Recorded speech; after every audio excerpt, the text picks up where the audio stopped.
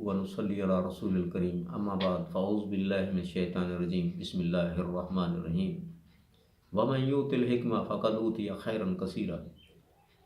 दोस्तों, आज मैं आपकी खिदमत में एक ऐसी अलामत जिससे मुतासर बच्चे, बूढ़े, नौजवान, मर्द व ज़न हर किस्म के लोग नज़र आते हैं।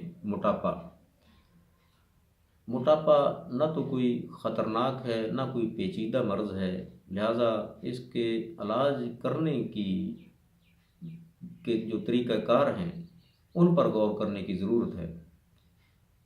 हम इलाज करते हैं मोटापे का, वजूहात क्या हैं हमें कोई इल्म नहीं, अलामात क्या हैं हमें कोई सरोकार नहीं। दोस्तों, जब हम इसकी अलामात पर नज़र दौड़ाएं तो हमें 3 ग्रुपों में तकसीम ये लोग नज़र आते हैं। पहला ग्रुप वो सख्त मोटापा, चर्बी वाला मोटापा, जैसा कि जिस्म फटने को आया हुआ होता है। दूसरा नरम मोटापा, कामकाज करने के काबिल नहीं होता है इंसान, उठने बैठने के काबिल भी नहीं रह जाता, मगर मोटापा होता है और होता नरम है। तीसरी किस्म जो है वो ऐसी है जैसे कि वरम हो जिस्म पर। अब हमने देख लिया कि ये 3 किस्म के मरीज़ हमारे सामने आते हैं, तो क्या इनका एक ही इलाज मुमकिन है? एक ही तरह की अद्वियात से इलाज नामुमकिन है, क्योंकि अलामात मुख्तलिफ हैं। जब हम नज़र दौड़ाएं इनके वजूहात पर तो वजूहात भी अलग अलग नज़र आते हैं। मसलन जो ठोस मोटापा होता है, जिसे चर्बी वाला मोटापा कहते हैं, उस मरीज़ के अंदर तरी और गर्मी का गलबा होता है।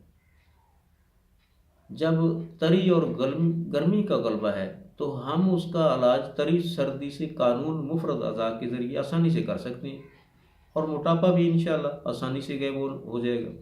दूसरा जो कि नरम मोटापा है, उस मरीज़ में अक्सर जो अलामात नज़र आती हैं वो रतूबात बलगमी नज़र आती हैं, यानी बलगमी रतूबात की ज़्यादती की वजह से मोटापा।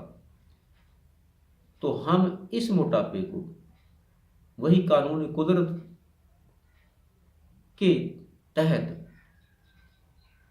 तरी सर्दी को खुश्की सर्दी में तब्दील कर सकते हैं और आसानी से वो तब्दील भी हो जाता है। बल्कि जो बलगमी मादे हैं वो सौदा में तब्दील होकर खून में तब्दील हो जाती है। लिहाजा इसके साथ किसी किस्म की मुकव्वी ग़िज़ाएँ, खून पैदा करने वाली ग़िज़ाएँ इस्तेमाल करने की भी ज़रूरत नहीं। तीसरी किस्म का जो मोटापा है वो है औराम वाला मोटापा। उसके अंदर जो खिलत है वो है सुफरावी मादे। जब हम सुफरा को बलगम के अंदर तब्दील करेंगे तो वो भी आसानी से तब्दील हो जाएगी। लिहाजा ये एक मुस्तकिल तरीका इलाज है। अगर इस तरीका इलाज के तहत किसी भी मरीज़ का जितना चाहे वो पेचीदा परेशान हाल हो, अल्लाह के फजल व करम से चंद दिनों के अंदर ठीक हो जाएगा। हम इसी फार्मूला, इसी कुलिया और इसी कायदा के तहत अल्लाह के फजल व करम से thalassaemia, blood sugar, blood cancer वगैरह का इलाज आसानी से कर सकते हैं।